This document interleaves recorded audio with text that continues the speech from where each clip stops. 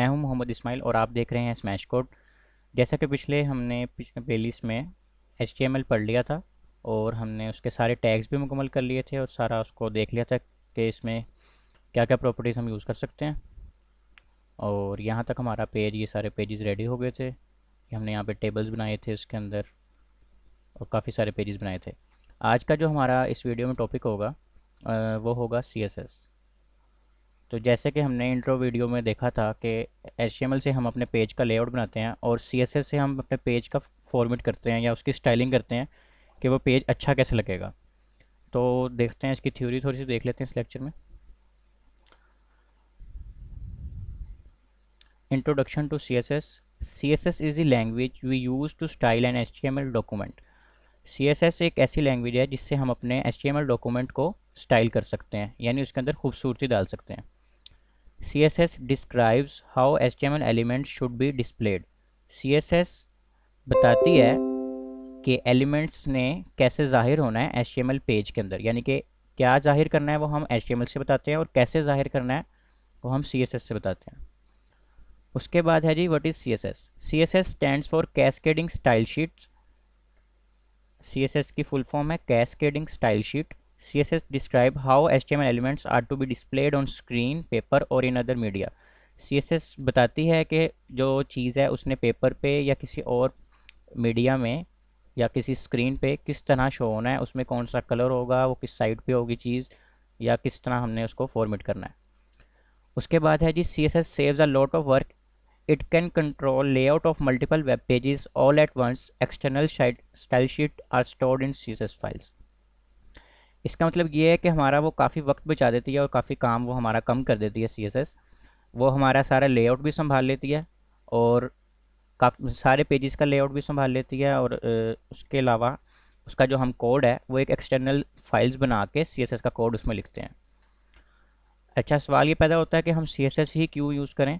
CSS is used to define styles for your web pages, including the design, layout and variations in display for different devices and screen sizes।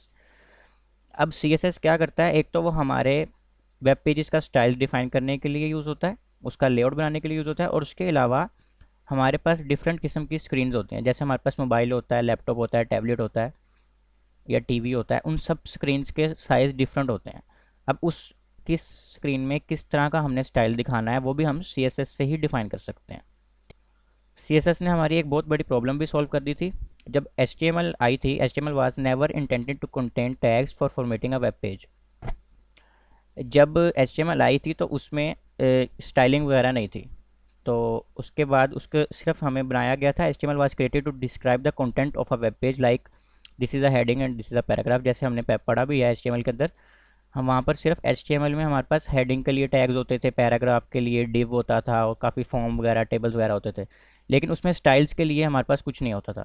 फिर उसके बाद जब styles के tag आए, when tags like font and colour attributes were added to HTML, जब हमारे पास उसके अंदर कलर्स के या स्टाइल्स के भी सारे टैग्स बनते गए आहिस्ता आहिस्ता, तो वो ज़रा मसला सा बन गया। तो उस मसले को सॉल्व करने के लिए W3C ने, to solve this problem the world wide web, W3C created CSS। तब हमारी ये CSS बनी थी।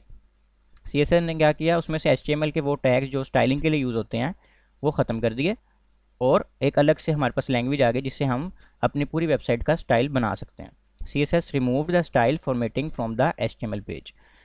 अब इससे हुआ क्या, हमारा सारा काम कम हो गया और हमारा वक्त भी बच गया। The styles define normally saved in external CSS files. अब जैसे हमारी HTML की फाइल्स होती हैं जिसके एंड पे हम .html यूज़ करते हैं, ऐसी हमारी CSS की भी फाइल्स होती हैं जिसके अंदर हम .css यूज़ करते हैं। होता क्या है, हम उसके अंदर सारा अपना स्टाइल लिख देते हैं जो हमने HTML के लिए यूज़ करना होता है। With an external style sheet file you can change the look of an entire website by changing just one file. अब हमारी अभी एक वेबसाइट बनी होती है तो उसका स्टाइल हमारा स्टाइल शीट में होता है, यानी कि CSS की फाइल्स में होता है। अब अगर हमने अपनी वेबसाइट की लुक चेंज करनी है तो हमें सारी फाइल्स को छेड़ने की जरूरत नहीं पड़ती। हमने क्या करना होता है, हमने सिर्फ CSS की फाइल में जाना होता है और वहाँ से हमने जो भी हमने अगर कलर चेंज करना है या कोई और चीज़ चेंज करनी है तो हम उसमें से चेंज करते हैं और हमारी पूरी वेबसाइट चेंज हो जाती है। तो इस तरह हमारा आधा काम बच गया CSS की वजह से। तो ये इसका थोड़ा सा इंट्रोडक्शन था CSS का। नेक्स्ट लेक्चर में हम इसका सिंटैक्स पढ़ेंगे और फिर इसको प्रैक्टिकली भी करके देखेंगे ताकि ये समझ भी आए। ये थोड़ी सी थ्योरी थी, मैंने कहा थोड़ी सी थ्योरी पता हो तो फिर हम आगे काम चलने शुरू करेंगे। इस लेक्चर में इतना ही, मिलते हैं अगले लेक्चर में। अल्लाह हाफिज़।